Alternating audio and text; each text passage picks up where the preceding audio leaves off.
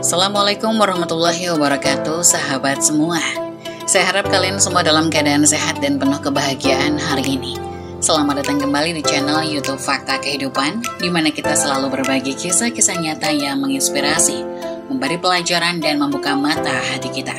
Adakah dari sahabat channel Fakta Kehidupan yang pernah mengalami perselingkuhan yang dilakukan oleh pasangan? Atau mungkin kalian punya teman atau saudara yang pernah mengalaminya? Hari ini, ada satu kisah yang sangat menarik dan penuh emosi yang datang dari salah satu sahabat channel kita di daerah Jawa Barat. Judulnya adalah, Suamiku Selalu Terlihat Mesra dan Perhatian. Tak disangka aku dibuat menangis saat tahu kenyataan yang disembunyikan olehnya selama ini. Ternyata, bagaimana sahabat? Apakah kalian penasaran dengan kisah ini? Apa sebenarnya yang disembunyikan sang suami? Bagaimana reaksi sang istri saat mengetahui semuanya? Jangan kemana-mana, kita akan segera mulai kisah ini. Siapkan hati kalian untuk mendengarkan cerita yang penuh dengan air mata, perjuangan, dan keputusan besar. Yuk, kita dengarkan bersama-sama.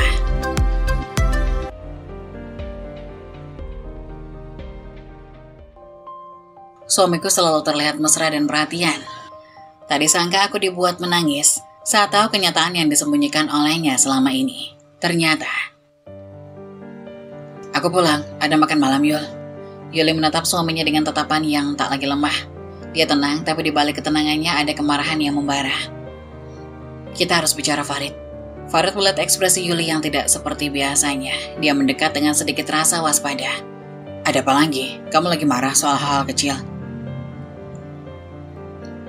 Yuli membuka rekaman di laptop. Suara percakapan Farid dengan Sinta terdengar jelas di ruangan itu. Aku gak sabar ketemu kamu lagi, Mas. Kapan kamu bisa ninggalin istri kamu buat kita? Ujar Sinta dari dalam rekaman. Farid membeku di tempat. Wajahnya berubah pucat. Selama ini dia merasa aman, berpikir bahwa Yuli terlalu lemah dan tidak mungkin menemukan bukti. Tapi kini, semua rahasianya terungkap di depan mata. Farid shock, dia tergagap. Yuli, aku bisa jelaskan. Apa yang kamu mau jelaskan? Semua sudah ada di sini. Setiap pesan, setiap telepon, bahkan foto-foto kalian berdua. Kamu pikir aku nggak tahu? Farid mulai panik. Dia mencoba mendekati Yuli, tapi Yuli berdiri dan menatapnya tajam. Farid menjadi defensif. Yul, dengar, ini cuma salah paham. Aku salah paham. Farid, ini bukan cuma 1 atau 2 kali. Kamu sudah mengkhianati aku berkali-kali, dan kamu pikir aku akan tetap diam? Farid mulai kehilangan kendalinya. Dia terpojok dan tidak tahu harus berbuat apa. Tapi dia tetap mencoba menyelamatkan situasi dengan memutar balikan fakta. Kamu gak bisa berbuat begini, Yul. Kamu itu cuma istri yang gak pernah puas. Selama ini aku yang nafkahin kamu, memberi segalanya. Kamu gak akan bisa hidup tanpa aku. Yuli tersenyum tipis, tapi kali ini bukan senyum kelembutan, melainkan senyum kemenangan.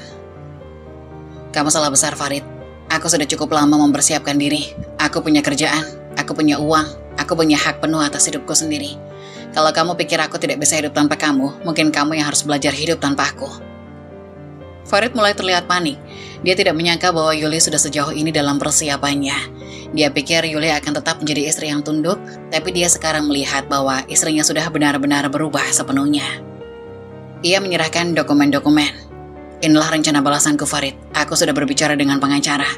Ini adalah surat perceraian. Aku juga punya bukti lengkap untuk membawa kasus ini pengadilan, termasuk hak asuh anak dan harta bersama. Kalau kamu tidak ingin reputasimu hancur, aku sarankan kamu menerima ini dengan baik. Farid menatap dokumen-dokumen itu dengan tatapan penuh kejutan dan marah. Selama ini dia berpikir Yuli akan selamanya bergantung padanya.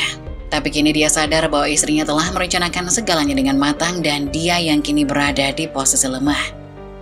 Ini gak adil, Yuli. Kita bisa bicara ini baik-baik. Kamu gak perlu menyeret aku ke pengadilan. Kamu yang gak pernah adil, Farid. Kamu sudah menghancurkan pernikahan kita dengan kebohongan dan perselingkuhan.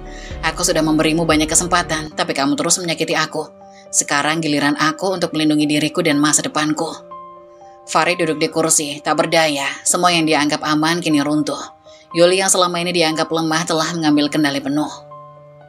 Aku gak ingin menghancurkanmu, Farid. Aku hanya ingin keadilan. Tapi kalau kamu terus melawan, aku tidak akan ragu untuk menghancurkanmu. Dan ingat, aku punya semua bukti. Suatu hari seperti biasa, Yuli sedang sibuk menyiapkan sarapan di dapur. Dia memasak dengan hati-hati, berharap Farid senang. Suaminya duduk di meja makan, membaca koran, tidak memperhatikan Yuli yang bekerja keras di belakangnya. Yuli membawa piring nasi goreng ke meja. Nasi gorengnya sudah siap, Mas. Aku tambahin telur kesukaanmu. Farid hanya melirik singkat tanpa meninggalkan korannya, menghela nafas kecil sebelum bicara. Kok nggak pakai sosis? Aku kan udah bilang, aku lebih suka nasi goreng pakai sosis. Yuli terdiam, wajahnya menunjukkan kekecewaan yang dia sembunyikan. Dia selalu berusaha keras, tapi sepertinya apapun yang dia lakukan tidak pernah cukup untuk menyenangkan suaminya. Maaf mas, sosisnya habis, nanti aku belanja lagi ya. Faris mendengus kesal. Masih tidak memandang Yuli, dia melipat korannya dan mulai makan dengan dingin tanpa mengucapkan terima kasih. Sebenarnya kan kamu bisa lebih teliti. Apa susahnya ngecek stok di rumah sebelum masak? Yuli menghela nafas dalam-dalam, menundukkan kepalanya. Sejak pernikahannya beberapa tahun lalu, Yuli selalu berusaha menjadi istri yang baik. Namun semakin lama, Farid mulai mengontrol banyak hal dari hal-hal kecil, seperti cara memasak hingga hal-hal besar seperti keuangan keluarga. Yuli duduk di sofa, mengerjakan sebuah proyek kecil dari pekerjaannya. Dia dulu bekerja penuh waktu sebagai desainer, tapi sejak menikah dengan Farid dia harus berhenti bekerja dan hanya menerima pekerjaan lepas di rumah. Farid pulang dari kantor dan dengan ekspresi tak senang dia melihat Yuli di depan laptop. Kerja lagi? Bukannya udah bilang, kamu gak usah kerja-kerja kayak gitu. Fokus aja sama rumah tangga. Lagian gaji gue kan cukup buat kita hidup nyaman. Yuli menghentikan pekerjaannya, mencoba tetap tenang meskipun hatinya terasa terbakar. Aku cuma ambil sedikit kerjaan mas, ini juga buat bantu sedikit kebutuhan kita. Aku juga butuh kegiatan biar gak jenuh di rumah. Farid mendekat, lalu dengan cepat menutup laptop Yuli. Kebutuhan kita, semua udah aku atur kan? Gak ada yang kurang, kamu gak perlu sibuk dengan hal-hal kayak gitu, fokus di rumah itu lebih penting. Yuli menatap Farid, semakin merasa terpojok. Dia merasa semakin tidak punya ruang untuk mengekspresikan dirinya, namun dia masih berusaha bersabar. Mas, ini bukan cuma soal uang, aku juga butuh merasa berguna. Aku suka mendesain, itu kan yang dari dulu aku kerjakan. Yuli, kita udah menikah sekarang, tanggung jawabmu itu di rumah. Kalau kamu terus kerja kayak gini, kapan punya waktu buat keluarga? Udah, gak usah dibahas lagi. Malam itu Yuli merasa semakin terbebani. Semua keputusan di rumah diambil Farid.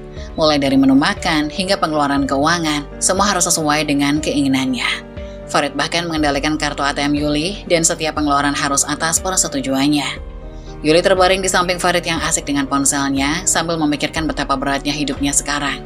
Dia merasa terkurung seperti tidak lagi memiliki kendali atas hidupnya sendiri. Yuli terbaring di samping Farid yang asik dengan ponselnya sambil memikirkan betapa beratnya hidupnya sekarang. Dia merasa terkurung seperti tidak mempunyai kendali, apalagi atas hidupnya sendiri.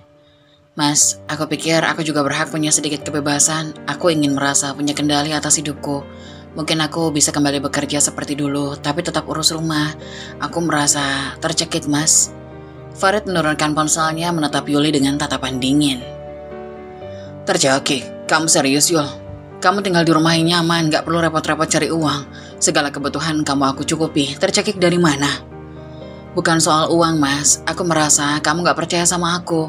Semua harus kamu kontrol, bahkan soal belanja pun aku harus minta izin. Aku cuma ingin sedikit ruang buat diri sendiri. Farid menengus sinis, lalu berbalik ke arah lain di tempat tidur. Sadar Yul, kamu ini istri, bukan bos. Urusan rumah tangga itu tanggung jawab kamu, jadi jangan ngeluh soal kebebasan. Kamu udah punya semuanya, udah tidur aja.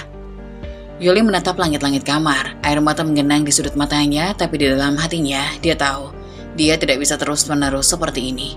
Sesuatu harus dirubah dan kali ini dia tidak akan tinggal diam lagi.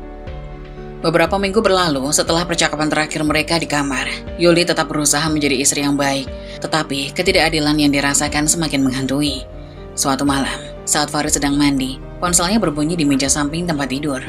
Awalnya Yuli tidak berniat untuk memeriksa, tapi nama yang tertera di layarnya menarik perhatiannya, Sinta. Yuli merasa ada yang tidak beres, dengan tangan gemetar dia membuka pesan yang masuk. Pesan dari Sinta. Kangen sama kamu mas, jangan lupa ya malam ini kita ketemu di tempat biasa. Aku gak sabar buat ketemu. Hati Yuli terhenti sejenak. Kata-kata itu menghantamnya seperti petir di siang bolong. Dia merasa hancur, tapi bersama dengan itu ada kemarahan yang perlahan-lahan bangkit dalam dirinya.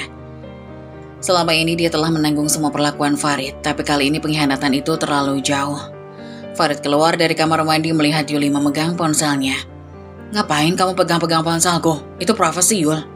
Yuli berdiri menatapnya dengan tatapan yang tidak pernah ditunjukkan sebelumnya, penuh dengan campuran kekecewaan dan kemarahan. Jadi ini alasan kenapa kamu selalu dingin dan mengendalikan aku. Kamu selingkuh, Farid. Berapa lama kamu sudah menipu aku? Farid terdiam sejenak, lalu mencoba menguasai situasi dengan mengalihkan pembicaraan.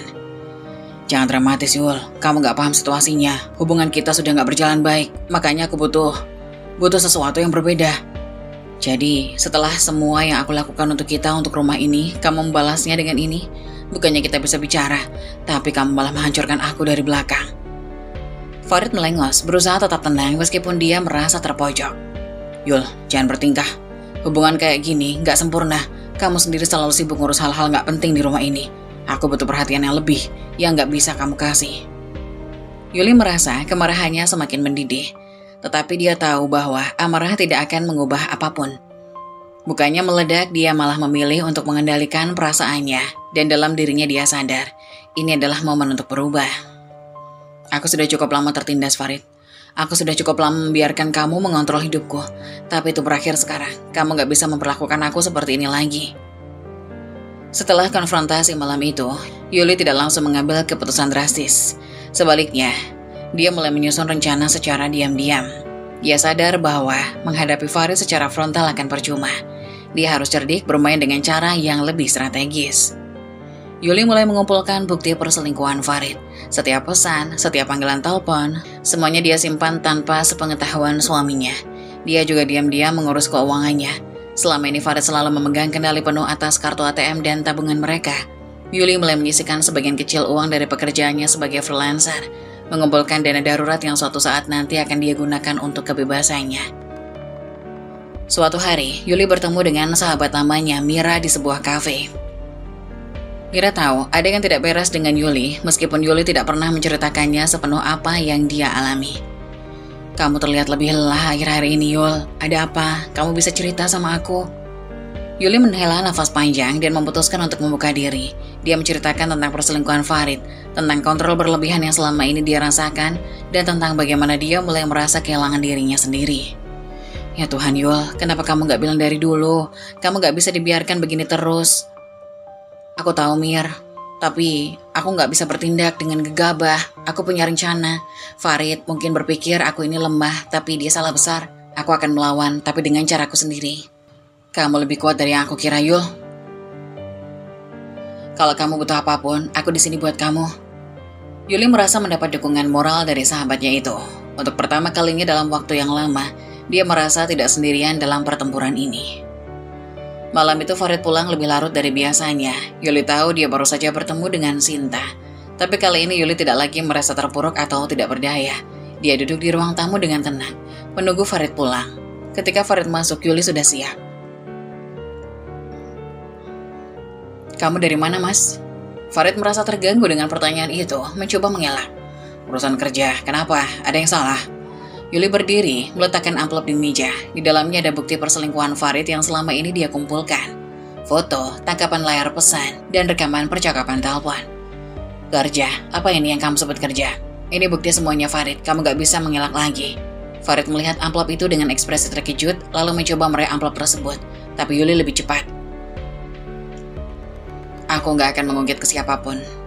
Tapi mulai sekarang aku ingin kita jujur. Kalau kamu gak bisa berubah, aku yang akan berubah. Dan kalau itu terjadi, kamu akan kehilangan segalanya. Farid terdiam, tidak menyangka bahwa Yuli telah merencanakan semua ini dengan begitu rapi. Yul, aku bisa jelasin, ini cuma kesalahan kecil. Kamu gak perlu jelaskan apapun, aku sudah tahu semuanya. Sekarang kamu yang harus memutuskan. Kamu mau memperbaiki semua ini atau kamu kehilangan semuanya? Farid terdiam, terlihat bimbang. Untuk pertama kalinya dia melihat Yuli dengan cara yang berbeda, sebagai seseorang yang tak bisa lagi dia kendalikan. Yuli telah membuat keputusan. Dia tidak akan lagi menjadi istri yang tertindas. Dengan kekuatan baru yang dia temukan dalam dirinya sendiri, dia siap untuk melawan, baik dengan cara lembut atau keras, tergantung bagaimana Farid memilih untuk merespon. Kisah ini baru dimulai. Yuli mungkin pernah merasa terjebak, tapi kini dia adalah orang yang mengontrol hidupnya sendiri. Sejak pertemuannya dengan Mira, Yuli mulai merencanakan rencana yang lebih konkret untuk mengambil alih hidupnya sendiri. Dia sadar kunci dari kebebasannya adalah kemandirian finansial. Maka secara diam-diam Yuli mulai mencari pekerjaan baru meskipun sulit, karena Farid selalu mengawasi. Dia berhasil mendapatkan pekerjaan lepas sebagai desainer grafis dari seorang teman lama. Suatu siang saat Farid sedang di kantor, Yuli duduk di ruang tamu dengan laptopnya, mengerjakan proyek desain. Dia merasa kembali hidup, seolah menemukan bagian dirinya yang hilang selama ini. Setiap proyek yang selesai dia kirimkan secara online dan pembayaran masuk ke rekening pribadinya yang Farid tidak tahu. Aku mulai mendapatkan kendali perlahan tapi pasti, pikir Yuli dalam hati sambil tersenyum kecil. Yuli menambahkan setiap penghasilan kecilnya ke dalam tabungannya, mempersiapkan diri untuk hari di mana dia mungkin harus pergi dan memulai hidup baru. Beberapa hari kemudian, saat makan malam, Farid kembali menunjukkan sifat dominannya. Mereka sedang membahas tentang pengeluaran rumah tangga, dan seperti biasa, Farid mencoba mengontrol semuanya. Mulai sekarang aku yang urus semua belanja bulanan. Aku rasa kamu terlalu boros, Yul. Kita harus hemat, beri aku suruh belanja setiap minggu, biar aku yang periksa. Biasanya Yuli akan menurut tanpa banyak bicara, tapi kali ini dia merasa harus mulai melawan meskipun dengan cara yang halus. Farid, aku sudah mengurus semua pengeluaran rumah tangga selama bertahun-tahun. Aku tahu apa yang kita butuhkan, tidak perlu kamu kontrol setiap hal kecil. Farid menatap Yuli dengan kaget, tak terbiasa mendengar istrinya bicara dengan nada setegas itu. Kamu mulai melawan sekarang, sejak kapan kamu jadi berani bicara seperti itu? Aku bukan melawan, aku hanya menyatakan fakta. Kita ini suami istri, bukan atasan dan bawahan. Aku juga punya hak untuk menentukan apa yang terjadi di rumah ini. Farid tampak terganggu, tapi dia tidak bisa membantah Yuli kali ini. Dia merasakan sesuatu telah berubah dalam diri istrinya dan itu membuatnya gelisah. Yuli tidak berhenti di situ. Dia mulai menggunakan cara yang lebih cerdik untuk mengganggu dominasi Farid. Misalnya, Farid selalu berusaha mengatur kapan mereka harus bertemu dengan keluarganya. Suatu hari ketika Farid merencanakan untuk menghabiskan akhir pekan di rumah orang tuanya tanpa minta pendapat Yuli memutuskan untuk kembali keadaan. Minggu depan kita akan ke rumah orang tuaku. Kamu siap-siap aja, gak perlu sibuk bikin rencana lain. Yuli yang sudah lama merasa diabaikan dalam hal-hal seperti ini dengan tenang merespon.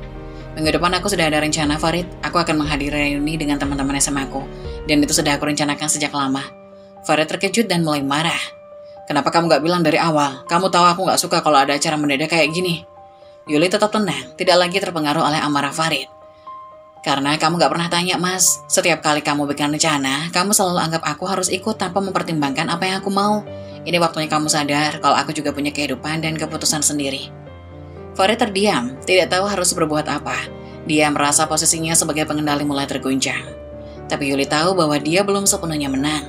Perlawanan ini harus terus dilakukan dengan cara hati-hati dan cerdik. Sementara itu, Yuli juga semakin rajin mengumpulkan bukti perselingkuhan Farid. Setiap kali Farid meninggalkan rumah untuk bertemu Sinta, Yuli memastikan dia tahu di mana mereka bertemu. Dia menyewa seorang detektif swasta untuk mengambil foto-foto dan bukti lainnya. Semua ini dia simpan dengan rapi di sebuah folder rahasia di laptop, bersama dengan catatan lengkap tentang pengeluaran rumah tangga dan perilaku Farid yang abusif. Kalau suatu hari aku harus membawa semua ini ke pengadilan, aku sudah siap. Dia nggak akan bisa menyangkal. Setiap hari, Yuli makin kuat. Dia tidak lagi merasa takut dan setiap langkah kecil yang diambilnya memperkuat tekadnya. Untuk mengambil alih kendali atas hidupnya, dia tahu bahwa Farid mungkin masih mencoba mendominasi, tapi kini dia sadar dia bukan lagi wanita yang lemah. Malam itu, saat Farid mencoba meraih kendali dalam argumen lain tentang pekerjaan rumah tangga, Yuli memutuskan untuk menunjukkan sedikit kekuatannya. Bukan dengan marah, tapi dengan sikap yang lebih dingin dan penuh perhitungan. Kenapa kamu gak ngerjain laundry hari ini? Baju-bajuku masih di keranjang, kamu sibuk dengan apa sih? Yuli yang sedang duduk tenang di ruang tamu menutup bukunya dan memandang Farid. Karena hari ini aku punya urusan lain yang lebih penting. Laundry bisa kamu urus sendiri kalau kamu merasa itu darurat. Yuli santai tapi penuh kekuatan. Farid menatapnya, tampak bingung dan marah, tapi tidak tahu harus mengatakan apa. Yuli tersenyum tipis lalu kembali ke bukunya, tidak lagi peduli dengan keluhan Farid. Dia merasa puas melihat suaminya mulai kehilangan kendali atas dirinya. Farid sedikit panik, bingung dengan perubahan sikap Yuli. Yuli, apa maksudmu bicara kayak gitu? Kamu bukan seperti ini dulu. Kamu yang membuat aku berubah, Farid. Dulu aku tunduk dan selalu berusaha menyenangkanmu, tapi sekarang aku sadar hidup ini bukan tentang kamu aja. Aku punya hak untuk menentukan kebahagiaanku. Farid tampak semakin terpojok. Perubahan sikap Yuli yang perlahan namun konsisten ini mulai mengancam dominasinya dan dia merasa kehilangan kendali. Yuli makin cerdik dan menjalankan rencananya. Dia sudah memiliki kemandirian finansial, bukti perselingkuhan suaminya dan keberanian untuk melawan.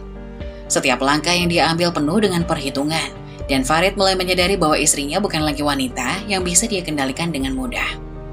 Namun kisah ini belum selesai. Yuli kini berada di puncak perjuangan dan dia siap menghadapi apapun yang akan terjadi selanjutnya. Termasuk jika dia harus meninggalkan pernikahan yang penuh dengan kebohongan dan penindasan ini. Beberapa bulan telah berlalu sejak Yuli mulai diam-diam mempersiapkan balasan strategi. Dia mengumpulkan bukti perselingkuhan Farid, mencatat semua perilaku kasar dan kontrol berlebih suaminya, serta menyiapkan langkah hukum jika keadaan makin parah. Yuli tidak lagi takut-takut, sebaliknya, dia menanti saat di mana kebenaran terungkap sepenuhnya. Malam itu Farid pulang ke rumah dengan wajah puas, mengira bahwa segalanya masih dalam kendali. Namun Yuli sudah merencanakan malam ini dengan matang. Dia sudah menghubungi seorang pengacara dan mendapatkan dukungan hukum untuk melindungi dirinya. Saat Farid masuk, Yuli duduk di ruang tamu dengan laptop di depannya. Di layar ada rekaman telepon Farid dengan Sinta, lengkap dengan bukti-bukti perselingkuhan yang Yuli kumpulkan selama berbulan-bulan. Farid berjalan masuk, tidak menyadari apa yang akan terjadi. "Aku pulang, ada makan malam siap, Yul." Yuli menatap suaminya dengan tatapan yang tak lagi lemah. Dia tenang, tapi di balik ketenangannya ada kemarahan yang membara. "Kita harus bicara, Farid." Farid melihat ekspresi Yuli yang tidak sama seperti biasanya. Dia mendekat dengan sedikit rasa waspada.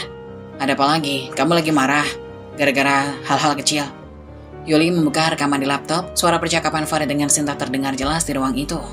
"Aku gak sabar ketemu kamu lagi, Mas. Kapan kamu bisa ninggalin istri kamu buat kita?" ujar Sinta dari rekaman. Farid membeku di tempat, wajahnya berubah pucat pasi. Selama ini dia merasa aman, berpikir bahwa Yuli terlalu lemah dan tidak mungkin menemukan bukti. Tapi kini, semua rahasia ini terungkap di depan mata. Yuli, aku bisa jelaskan." "Apa yang kamu jelaskan? Semua sudah ada di sini. Setiap pesan, setiap telepon, bahkan foto-foto kalian berdua. Kamu pikir aku nggak tahu?" Yuli tenang tapi penuh kekuatan. Farid mulai panik. Dia mencoba mendekati Yuli, tapi Yuli berdiri dan menatapnya tajam. "Yul, dengar, ini cuma salah paham." "Salah paham? Farid, ini bukan soal 1 atau 2 kali. Kamu sudah mengkhianati aku berkali-kali dan kamu pikir aku akan tetap diam." Farid mulai kehilangan kendalinya. Dia terpojok dan tidak tahu harus berbuat apa. Tapi dia tetap mencoba menyelamatkan situasi dengan memutar balikan fakta. "Kamu gak bisa berbuat begini, Yul. Kamu itu cuma istri yang gak pernah puas. Selama ini aku yang menafkahi kamu, memberikan segalanya. Kamu gak akan bisa hidup tanpa aku." Yuli tersenyum tipis. Kali ini bukan senyum kelembutan, melainkan senyum kemenangan. "Kamu salah besar, Farid. Aku sudah cukup lama mempersiapkan diri. Aku punya pekerjaan, aku punya uang, dan aku punya hak penuh atas hidupku sendiri. Kalau kamu pikir aku tidak bisa hidup tanpa kamu, mungkin kamu yang harus belajar hidup tanpa aku," ujarnya lembut tapi penuh kekuatan. Farid mulai terlihat panik. Dia tidak menyangka bahwa Yuli sudah sejauh ini mempersiapkannya. Dia pikir Yuli akan tetap menjadi istri yang tunduk, tapi dia sekarang melihat bahwa istrinya sudah berubah sepenuhnya. Yuli mengambil beberapa lembar dokumen dari meja dan menaruhnya di depan Farid. "Inilah rencana balasanku, Farid. Aku sudah berbicara dengan pengacara. Ini adalah surat perceraian. Aku juga punya bukti lengkap untuk membawa kasus ini ke pengadilan, termasuk hak asuh anak dan harta bersama. Kalau kamu tidak ingin reputasimu hancur, aku sarankan kamu menerima ini dengan baik," ujar Yuli sambil menyerahkan dokumen-dokumen. Farid menatap dokumen-dokumen itu dengan tatapan terkejut dan marah. Selama ini, dia berpikir Yuli akan selamanya bergantung padanya. Tapi kini dia sadar bahwa istrinya telah merencanakan segalanya dengan matang. Dan dia yang kini berada di posisi lemah. "Ini gak adil, Yuli. Kita bisa bicarakan ini baik-baik. Kamu gak perlu menyeret aku ke pengadilan." "Kamu yang gak pernah adil, Farid. Kamu sudah menghancurkan pernikahan kita dengan kebohongan dan perselingkuhan. Aku sudah memberimu banyak kesempatan, tapi kamu terus menyakiti aku sekarang. Giliran aku untuk melindungi diriku dan masa depanku." Farid duduk di kursi, tak berdaya. Semua yang dia anggap aman kini runtuh. Yuli yang selama ini dianggapnya lemah telah mengambil kendali penuh. "Aku gak ingin menghancurkan kamu, Farid. Aku hanya ingin keadilan. Tapi kalau kamu terus melawan, aku tidak akan ragu untuk menghancurkanmu. Dan ingat, aku punya semua bukti." Beberapa minggu kemudian, pertempuran di pengadilan dimulai. Yuli dengan tenang hadapi Farid di ruang sidang. Pengacaranya sudah siap dengan semua bukti yang diperlukan, termasuk rekaman perselingkuhan Farid, catatan kekerasan verbal, serta penguasaan penuh Farid atas keuangan keluarga selama bertahun-tahun. Hakim mendengarkan dengan serius dan Farid yang dulu begitu sombong kini hanya bisa terdiam. Reputasinya hancur di depan umum. Dalam sidang tersebut Yuli menunjukkan bukti bahwa Farid bukan hanya berselingkuh, tapi juga mencoba mengendalikan seluruh aspek hidupnya, termasuk keuangan dan kebebasan pribadinya. "Yang mulia, bukti yang kami ajukan menunjukkan bahwa Tuan Farid telah melakukan penyelewengan dalam pernikahan ini secara berulang kali, baik secara emosional maupun finansial. Kami meminta hak asuh penuh untuk Nyonya Yuli, serta pembagian harta yang adil," ujar pengacaranya. Farid yang selama ini merasa tidak tersentuh, hanya bisa melihat runtuhnya dunia yang dia bangun. Dia sadar bahwa dia telah kalah dari istrinya yang dulu dia remehkan. Berdasarkan bukti-bukti yang diajukan, pengadilan ini memutuskan untuk memberikan hak asuh anak kepada Nyonya Yuli, serta membagi harta bersama sesuai hukum. Sidang ditutup. Farid terdiam. Dia tidak bisa berkata-kata. Dia menyadari bahwa Yuli sudah memenangkan segalanya dan tidak ada yang bisa dia lakukan untuk memperbaikinya. Setelah persidangan, Yuli keluar dari ruang sidang dengan perasaan lega. Untuk pertama kalinya dalam waktu yang lama, dia merasa bebas. Dia telah memenangkan pertempurannya dengan cerdik, tanpa meledak-ledak, tapi dengan ketenangan dan kecerdikan. Di luar ruang sidang, Mira sahabatnya menunggu dengan senyum lebar. "Kamu luar biasa, Yul. Kamu berhasil."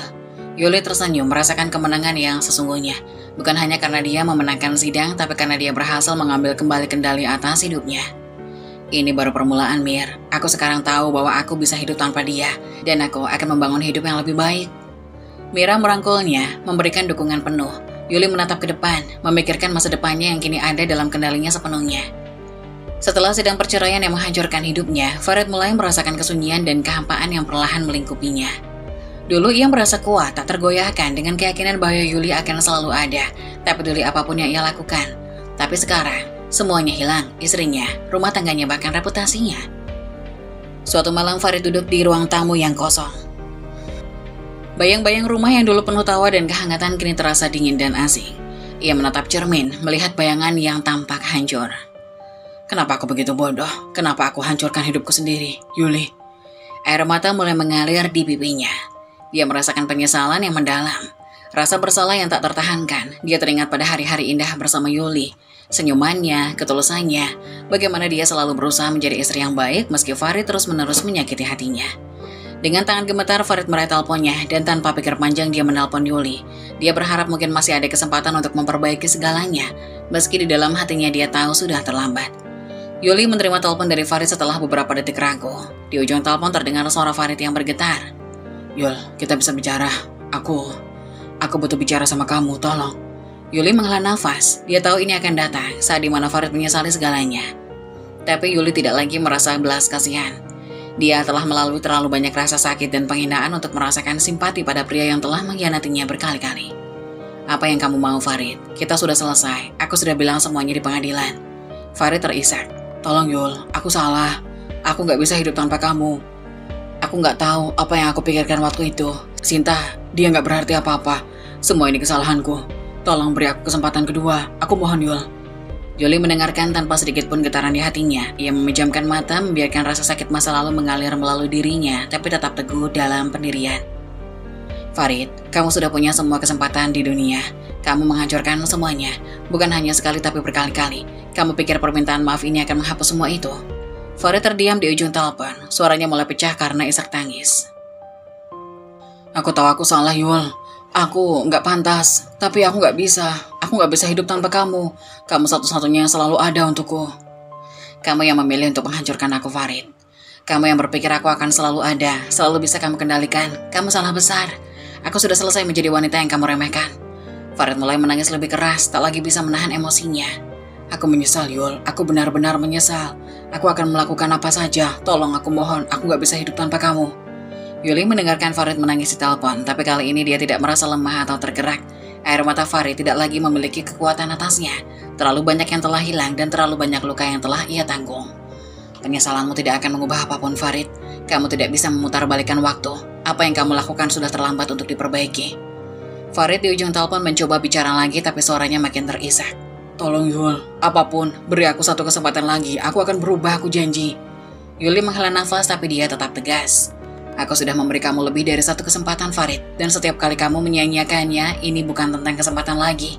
Ini tentang aku, hidupku. Aku tidak akan lagi membiarkan diriku menjadi korbanmu."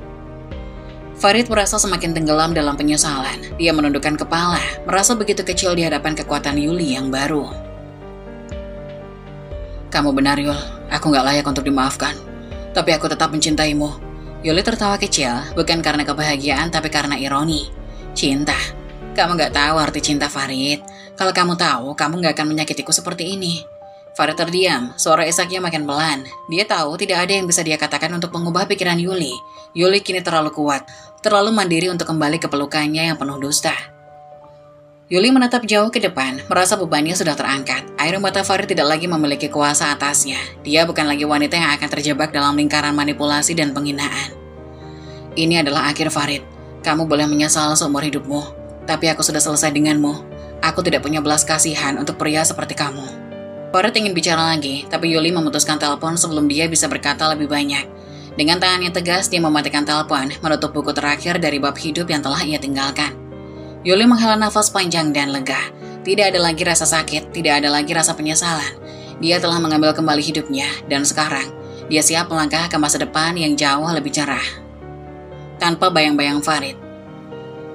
Dia berdiri dari sofa, menatap langit malam dari jendela. Dalam hatinya dia tahu penyesalan Farid tidak akan pernah menyentuhnya lagi. Yuli telah menenangkan pertempuran terbesarnya, bukan hanya melawan Farid, tapi melawan ketakutan, kelemahan, dan penindasan yang selama ini menghantui hidupnya. Dia bukan lagi wanita yang bisa diremehkan, dia kini adalah seorang wanita yang bebas dan penuh kekuatan. Dan Farid, dia akan terus hidup dalam penyesalannya, selamanya mengenang kesempatan-kesempatan yang telah dia sia-siakan. Tapi Yuli sudah berjalan maju, jauh dari bayangan pria yang pernah dia cintai, menuju kehidupan yang lebih baik, lebih kuat, dan lebih bebas. Saat-saat tersulitmu seringkali mengarah pada momen-momen terbesar dalam hidup. Teruskan, situasi sulit pada akhirnya membangun orang yang kuat. Mengeluh tidak akan pernah bisa memperbaiki keadaan. Bersemangatlah dalam menjalani hidupmu dengan ikhlas dan kesabaran. Begitulah kisah dari salah satu subscriber kita. Semoga kita dapat mengambil hikmah dan nilai-nilai penting yang bisa kita jadikan contoh pada kehidupan kita sehari-hari. Bagi kalian yang ingin memberikan kritik dan saran yang membangun, kalian bisa tuliskan di kolom komentar. Kalian juga bisa membagikan kisah kalian untuk kami bawakan lewat nomor yang ada di kolom deskripsi. Jangan lupa tetap dukung channel kami dengan cara like, komen, dan subscribe, serta tunggu video-video selanjutnya. Sekian dari saya, terima kasih. Wassalamualaikum warahmatullahi wabarakatuh.